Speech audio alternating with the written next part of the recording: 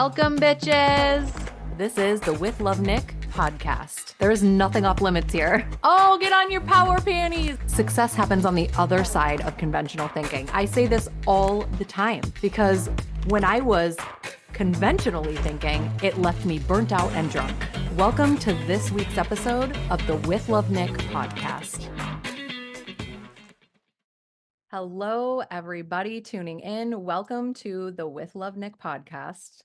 Today I have Alex with me, and I am extremely excited for this conversation because Alex is all about trailblazing in the industry. And as you all know, that is one of my mottos and values and beliefs, and really what is important and a foundational piece of our business as an authority online. So, hello, Alex. If you could just come in and introduce yourself, I would love to hear that from your voice. Hi, Nick. I'm so happy to be here. So I'm Alex Nigerian, and what I do in terms of like this industry and trailblazing is I help other people step into their leadership and get loud with their purpose all over social media, create offers that are fueled by their wisdom, and then I teach them how to sell those offers on social media so they can change lives with their impact. And that's my jam. Yeah, I love this. I already love this conversation because a lot of people, especially new people that are coming into the online space, it's like this new wave of leadership, this new wave of marketing on social media and really creating like a business with depth, right? Mm. It's like the new people coming in, they didn't go through all of the like cringy shit that we kind of like established our business with in the beginning. So I think this new wave of leadership is just so important, and trailblazing is it. And we hear about trailblazing plastered all over the industry, right? It's like one of those buzzwords that everybody likes to talk about. It's trailblaze this, trailblazer that. And so I want to ask you what that really means to you. Like what, Mhm. because your brand is trailblazing. That's what it's all about. And it is your signature offer, correct? The Trailblazers, yeah. Yeah. So what does trailblazing mean to you? Like from the deepest part of your soul, when you talk about trailblazing, what does that mean for you? What does that mean for your clients? Going first based off of your internal knowing before the proof is there. That's what it means to me. Yeah, that literally like that I felt that with my whole entire body because one of the things that I preach in my space as well, not even my business, just like something that I live by is taking action before there's an external validation that everything will be okay. Taking Mhm. that action. And so when somebody comes into your space, especially, I really want to talk about your offer because you have just Mhm. people like flooding into that offer and I want to talk more about it. So when somebody comes in and they may have the vision, but they are scared to go first. They don't know what that looks like. How do you lead somebody in that space? How do you hold space for people who know what they desire? They can feel that they're made for more, but Mhm. they don't really know how to put one foot in front of the other when it comes to going first. Well, I think one thing is it helps to be in a community of people who are all going first because there's just, I think, a feeling of safety in numbers. I mean, hell, that's why I'm in our mastermind that we're in with Bridge. It's like, there's vulnerability in this work of going first before the proof is there. But when you're in a room of other people who are doing it and seeing they're doing it and they're okay, in fact, on the other side of it, they love themselves harder, they feel more full of purpose, they feel more expressed, they feel more seen.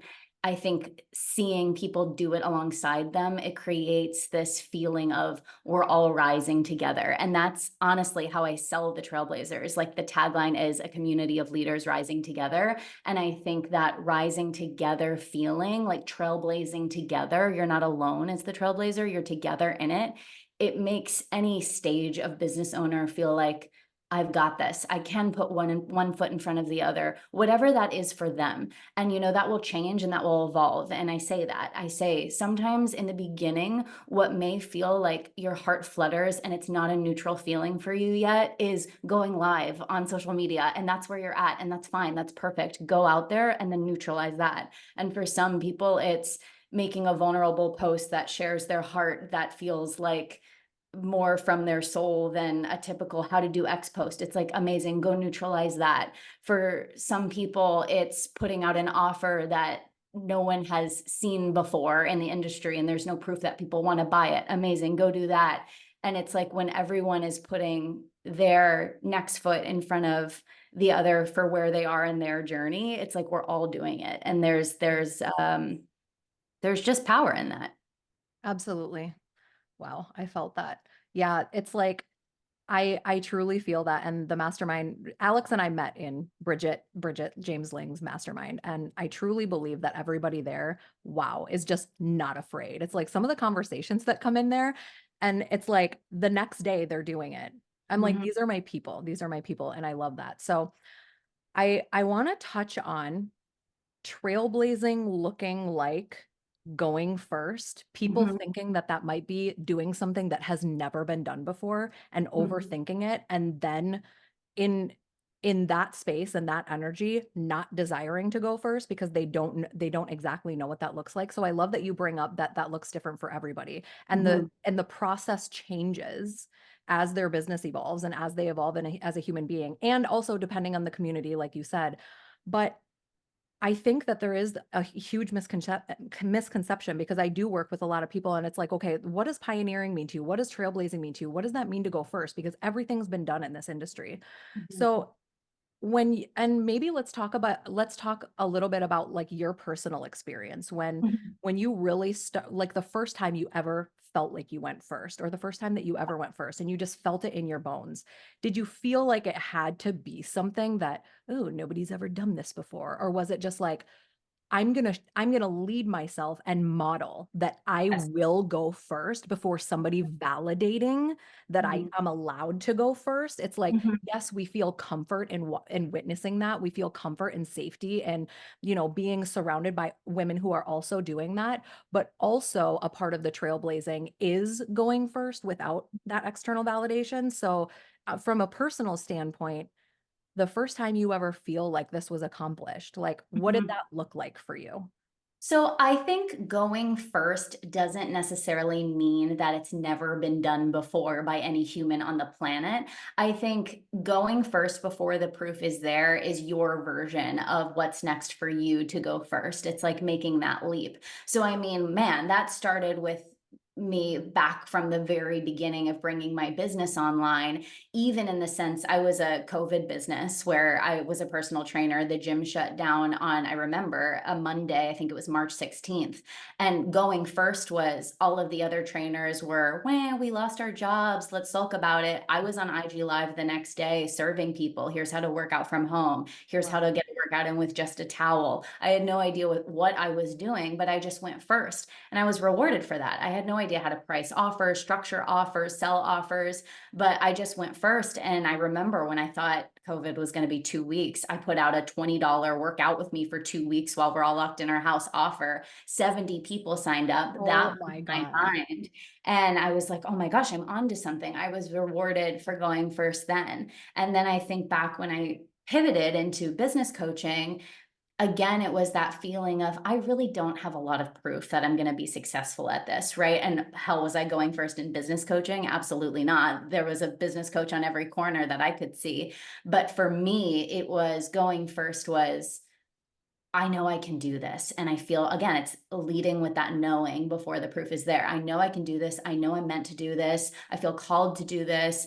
I'm going to go first. And in January of 2023, which was like yesterday, I had a $2,000 month because I dropped my fitness business. I just dropped it. I was like, we're closing down the membership. I had a kettlebell fitness membership, and February was a $5,000 month. And by the end of that year, 2023, I made it my first multi six figure year because I just went for it. I was like whatever that expression is, like cut the boats or whatever the expression Yeah. is, like let's go.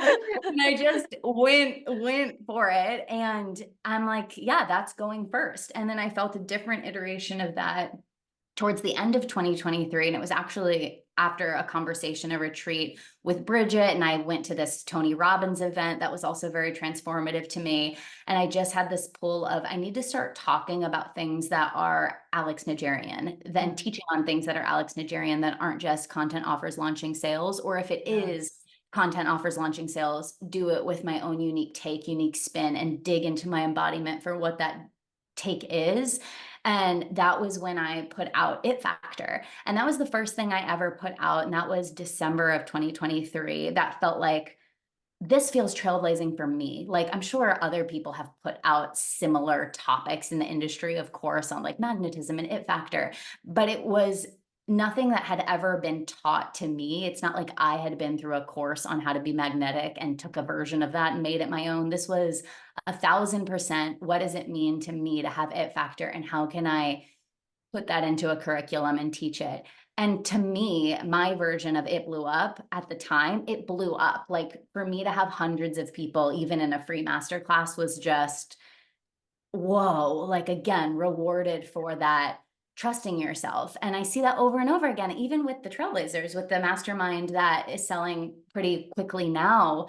It's like, in order to do that, I dropped my low ticket membership. I dropped my signature group coaching program that made me the majority of my revenue last year. And I'm Mhm. like, no, this is what we want to do. And I think trailblazing is getting quicker at that muscle of tuning into your knowing, knowing what needs to happen next, and then moving. Like, and the people who trailblaze can tune into that intuition, listen to it, move faster and faster and faster. And that to me is when we see these people skyrocket. It's not about having the perfect strategy, 3-step Mm. process, blueprint, framework, whatever. It's that they have this trailblazing muscle. It's intuition, I trust it, move. That is what it is, and pioneering their own path. And so that's the muscle that we all get to be working on as we're building these, impact driven businesses. Wow. I'm like, as you're talking, it's taking me back to all these moments in my business. Mm, Like that was just so powerful. I know my listeners are going to feel the same way because it's like when we talk about this stuff in depth, it's oftentimes not necessarily different than how we talk about it in our content, but it's like more in depth, right? Like hearing it in our voice is just mhm, different than how we talk about it online. Like we talk about it mhm. online, but when we're talking about it online, I was sitting here going, "Oh, I feel that. I feel that. I feel that." So it like actually brought me back to like 16 years ago when Mhm, I was miserable. I was pregnant with my first daughter and I was miserable mhm, in what I was doing for work. I was working at a cashing place for like $9 an hour. I was like just finishing up college like the year before, like college courses, online college courses, because like I was too small. But it was like I'm like miserable.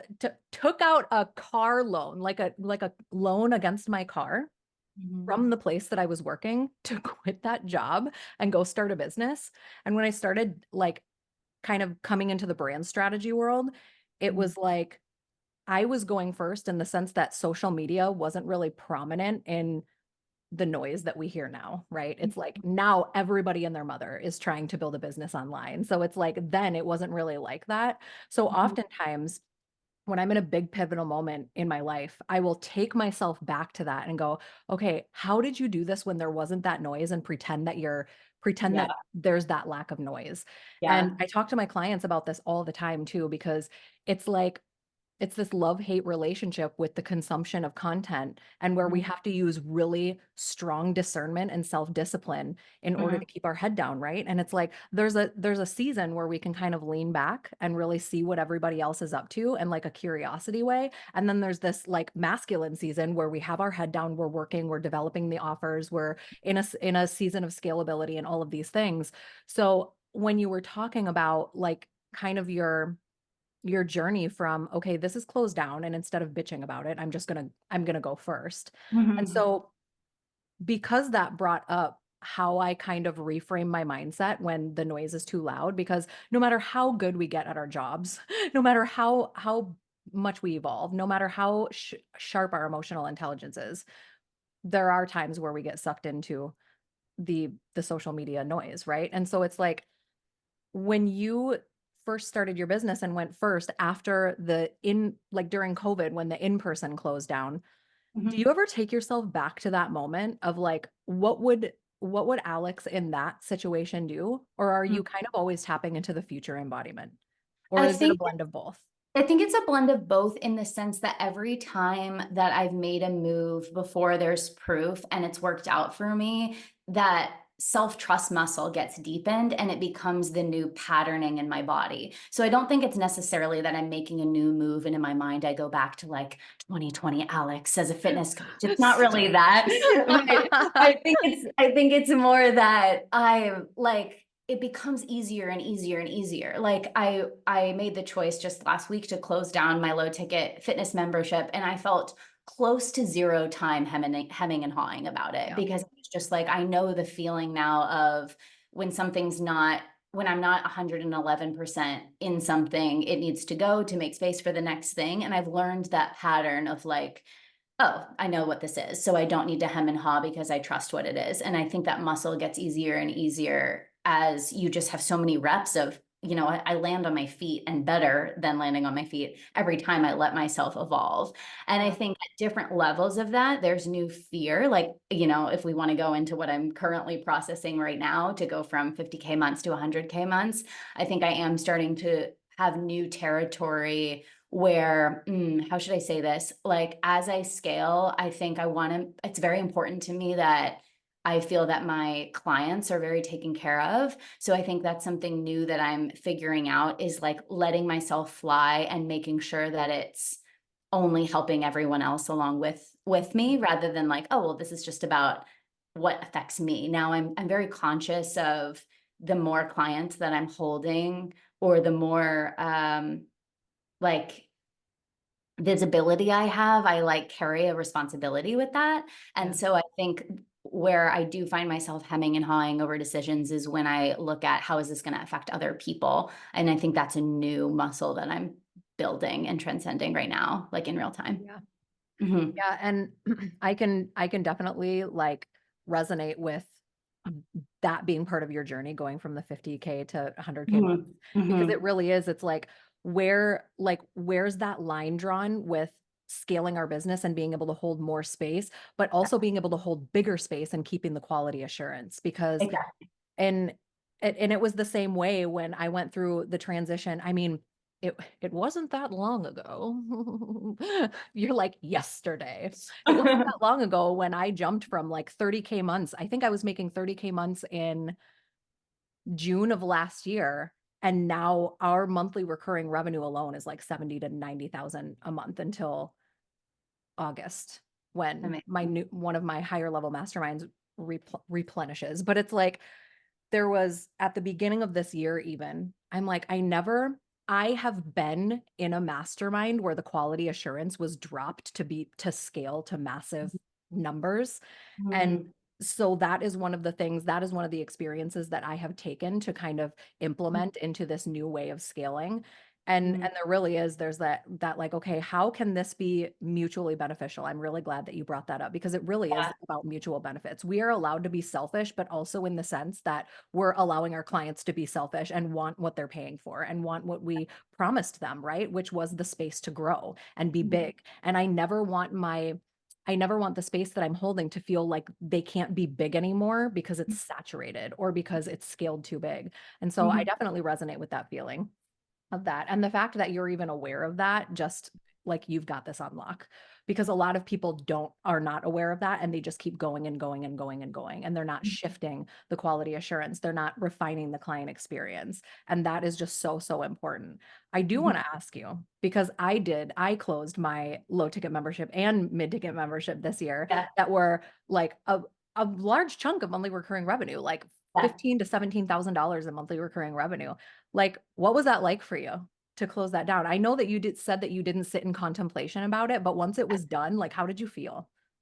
Um, you know, like that's done next. It was not a big emotional thing for me because I that was a learning lesson for me and I knew that I created that offer from a place of, oh, this worked for her, this is what I'm going to do to build my business. It was from this place of not trailblazing, right? Let's call a spade a spade. And it's cool because I have that rep now and I'm able to detect the feeling that is different in creating an offer from that place versus a trailblazing place. Yes. And let me tell you, not creating from a trailblazing place, it never lasts, right? Because if it's just a copy paste Mm. of what works for someone else, it's not from the internal creation. So it came from this place of, oh, bottom of the product suite, bottom of the customer journey, monthly recurring revenue, whip it together, once a month Q&A call. Like, I will be 100% transparent about that. It's fine. We're human. We make mistakes. Yes. It's a lesson. And so I offered it, and my heart was never fully, it didn't know what the space wanted to be, right? It never did. It Right. didn't know what the space wanted to be. It didn't have this sense of aspirational identity for the community, how we were showing up in this space, my intention of this space. It really did feel like a portal of trainings with a Q&A day, which falls flat, right? It falls flat for everyone involved. And so I think for me, I didn't hem and haw about it. It was like, this needs to get cut. I don't know what I want the space to be yet. And I know exactly what I want the Trailblazers to be, right? Like there's Mhm. like, I'll get emotional talking about that space because I know going into it, it's like, this is the identity that we're holding. These are the standards that we're holding. This is how we show up. This is how it's going to feel inside. This is the transformations that are going to partake. And that has a completely different energy behind it. And so it's just like, okay, I cleared up what needs to be cleared up and then I can go all in. So it didn't feel for that thing like this big shedding of an identity or anything like that. Was it like that for you when you closed down your So membership? well, it was different with my low ticket membership and my mid ticket membership. My mid ticket membership was hard because there was some like content and branding around it. And that's what I do in like a very deep zone of genius level. Mhm. That's like the OG zone of genius. That's where I started. It's what I love to do even for my own business. So that was a little emotional, but I just knew that I was serving at my full capacity in my other containers. As far as the low ticket membership, we are like fucking twins when it comes to that Mhm. because it came from a place of like, well, I don't have anywhere for them to start. Yeah, And it was like, exactly. well, actually, my content is where you can start. Okay. Like, you know Totally. what I mean? And so I like when I really thought about it, it was like, it doesn't bring me joy. I Mhm. honestly dreaded getting on the calls, to be completely honest with you. And I'll be transparent about it too, because my audience already know, my clients know how I feel about it. And I don't really serve at the beginner level anymore at like my full capacity, I hear right? you. And yes, I can do it. Yes, I can help you build a business. Yes, I can help you get your feet wet, but that's not where my passion lies. I get it. And Yeah. I'm like, I'm old as fuck. I'm 37. I'm just kidding. But I'm like, there's not a day that goes by that I want to live in a place of I'm doing this for someone else in any facet of my life. And so I did feel like it was more, I thought back of when I started it and it was, there's no entry level into my life. And I'm like, well, you don't run an entry level business. It doesn't have to Totally. look like everybody else's, right? You don't have entry level mentorship. So I guess the thought process around it was the beginners that come in, there are thousands of Mhm. qualified coaches that are amazing at helping the beginner. And when Mhm. they're ready to step out of beginner, they can come work with me then. And that was really like, Eye-opening. it was Like, really eye-opening because I'm like, here I am running a business online for 15 years, and this is just now clicking that I don't have to be for everyone. yes. And that was when I decided that I'm like, okay, I'm going all in. I'm like doing whatever I want. So I go from like fuchsia neon branding to like posting a deer picture. I talk with Courtney about this all the time. Might post a deer pic and make 50K, like just And here just you are doing casual. it. God I bless. know.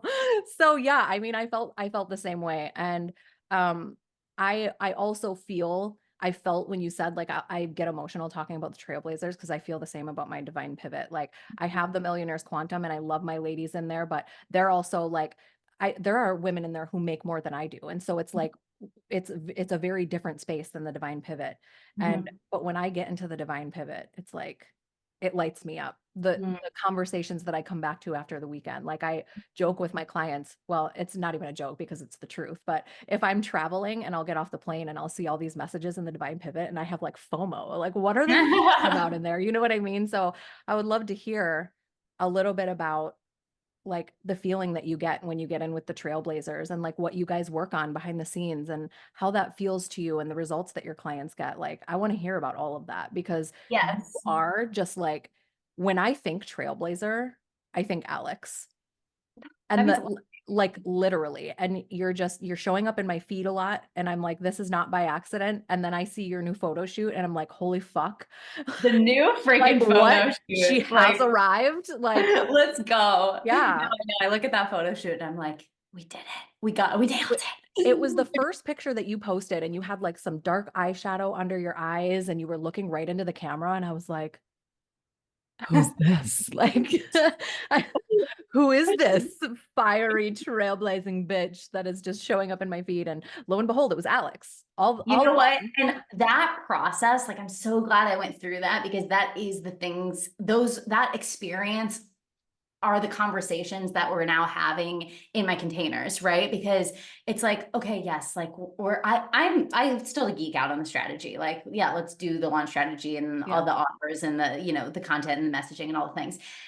And at the same time, it's like, God, I so understand that what allows you to just take off in terms of like how many clients are signing on and the money you're making, sure, but also just how fulfilled and expressed you and lit up you feel in the process of building it, which to your point, it's like what you said earlier, like I just don't have the capacity to do things that I'm not interested in doing. It's like how I feel. I said to Justin in the car, my partner, the other day, I said, and I'm going to make a point here, I promise. But I said to him, I said, you know what's been on my mind lately? He said, what? I said, okay, well, this is going to sound like dooming, but I promise it actually feels really airy to me and light and exciting. It's like, we are all going to die. And I promise I'm taking you to somewhere good, but I'm like, we are all going to die. And I'm like, we're all going to die. This is such a game. Like, this isn't even real. Like, we can do Oh whatever my we God, I want. felt that. Truly, like this isn't even real. We literally have endless power. Let's Oh, just go fucking unleash. Like, let's unleash. Like, there's what can we tears do? welling up in my eyes right now. Let's do whatever the fuck we want. And I think, like, I want people to feel that I do think if you have been called to do what we do, like to me, that is God, because not Oh my everyone God. is called to do what we're doing. And to me, the gig is the gig that we've stumbled upon. And I have no idea where it's going to evolve into, but it's like the job is lead yourself first, rise, teach other people your wisdom so they rise too, period. That's the gig. And I'm like, if that's the gig we get to do in this lifetime, let's play with those conversations. Let's play Yes. with those conversations because then it's like the offers aren't just how many coaching calls should it be and how long should it be? It's like, what do you want to say? What purpose do Yeah. you want to give? What impact do you want to create? How can you put that into a space? Go sell that. It's okay, post content to attract clients, but it's like, can this be an expression of your voice? When you post content, does it feel like art? And bringing that to things like brand shoots, where it's like, whoa, like I put time and thought, obviously, into that brand shoot of how can this be a full expression of who Yeah. I am, how I want to make people feel in my community with the poses I'm doing, the expressions on my face, what I'm wearing, the accessories, etc. And it's cool to then look at my feed and be like, oh, this is me. This is me when I'm in my most seen, expressed self. This is me. And when my clients get to do that for themselves and it's them, yes, that's magnetic. Yes, people start buying. Yes, like you feel full in the work that you're doing. Yes, the money just compounds. And it's like it becomes this inner shift to outer shift game. And Yeah. I think where people play the game wrong is looking at outer shift first. Oh, Outer shift being, okay, how much revenue am I going to make? Okay, let's go chase that revenue amount. How do I reverse engineer into that revenue amount? And that's when it feels dull for everyone involved. And if it can become this artistic expression of let me go first, let me trailblaze, let me be an expression of what that process is for me, help other people do it for them.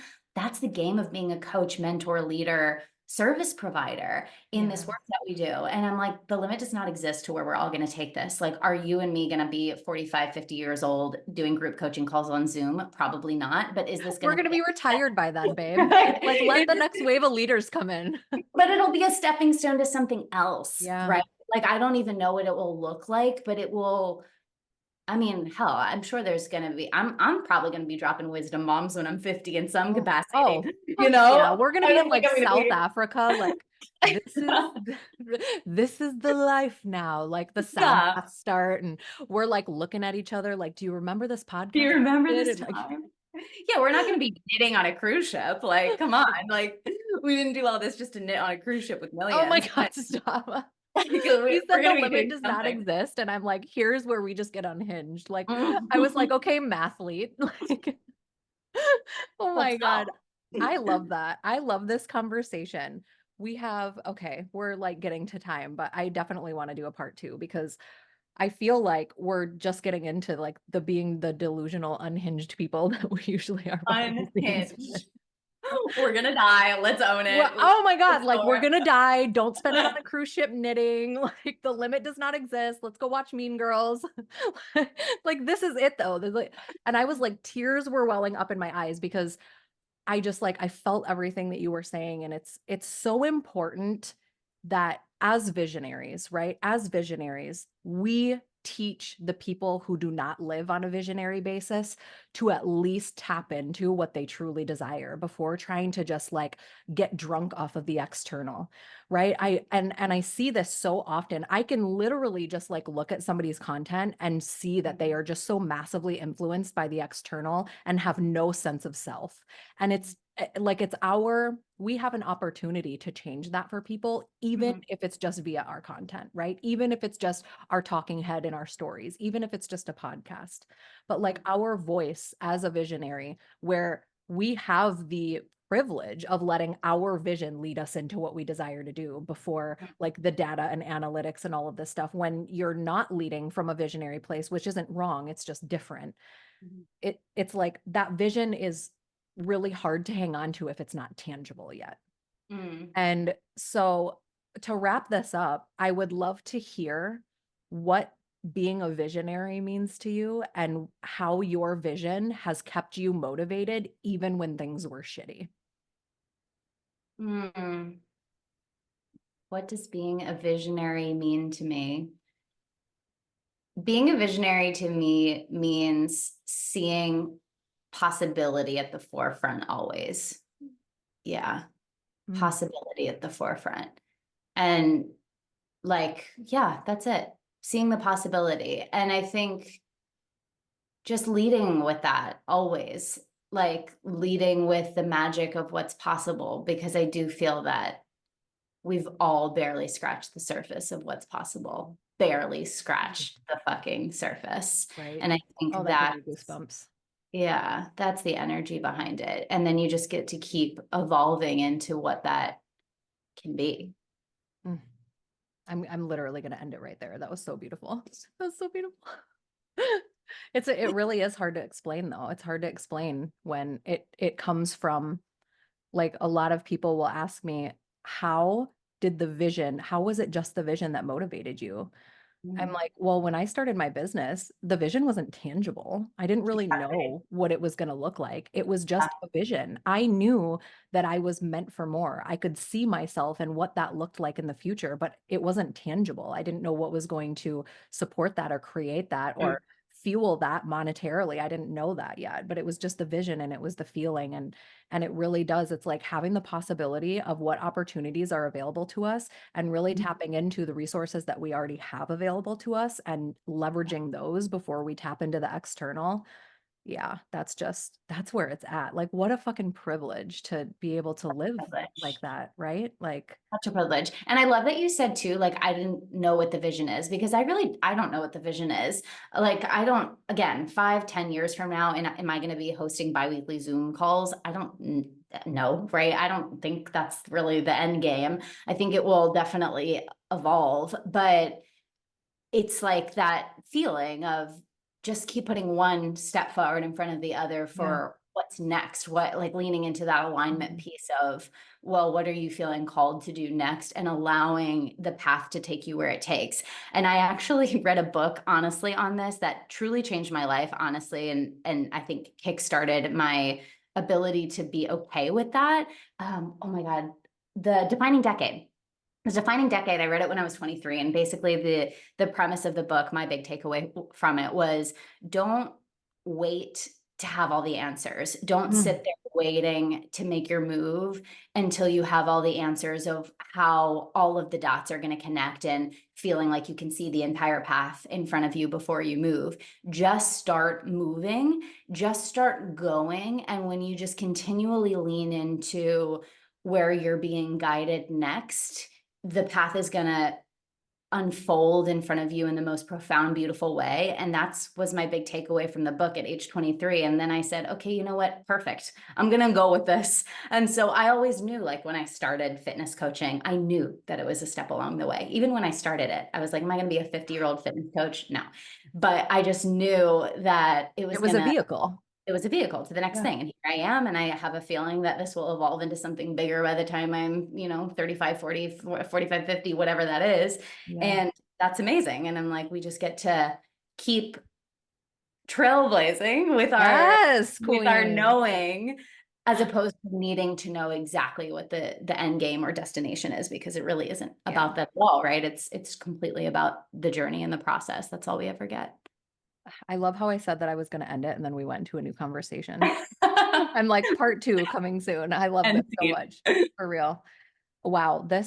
I'm like, I feel so like just grounded and warm and like comfy with this conversation. I love connecting with other people who just get it, right? Like we just get it. So thank you so much for joining me. I am I want to chat with you a little bit after I end the recording, but We'll stay on. yeah. Um, but thank you for having me, because I just felt so honored when you reached out and said that you wanted to have me on. I was like, wow, I feel so seen to be asked by you to be on this podcast. So thanks for having me and sharing with me with your community. And I'm just so honored to be chatting with you Yes, absolutely. Let us know where we can find you quick.